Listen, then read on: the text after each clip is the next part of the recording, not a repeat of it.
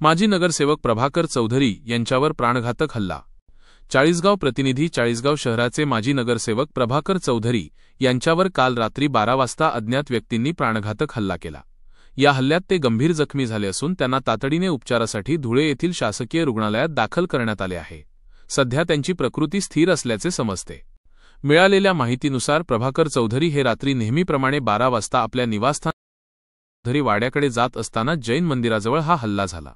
अज्ञात हल्लेखोरांनी अचानक त्यांच्यावर धारदार शस्त्रांनी वार केले आणि त्यानंतर ते घटनास्थळावरून पसार झाले। हल्ल्याच्या आवाजामुळे शेजारील लोक तात्काळ धावून आले आणि त्यांनी पोलिसांना तसेच रुग्णवाहिकेला बोलावले।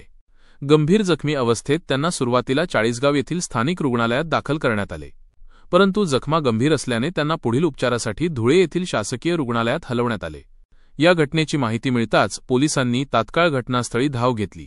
पोलिसांनी पंचनामा केला असून हल्लेखोरांचा शोध घेण्यासाठी विविध पथके तयार करण्यात आली आहेत।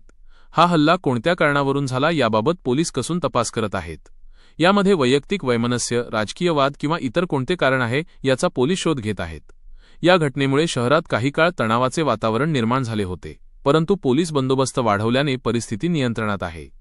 पोलीस अधीक्षक यांनी या घटनेची गंभीर दखल घेतली असून लवकरच हल्लेखोरांना अटक करण्यात येईल असे आश्वासन दिले आहे। या घटनेने चाळीसगाव शहरात एकच खळबळ उडाली आहे। पुढील तपास सुरू आहे।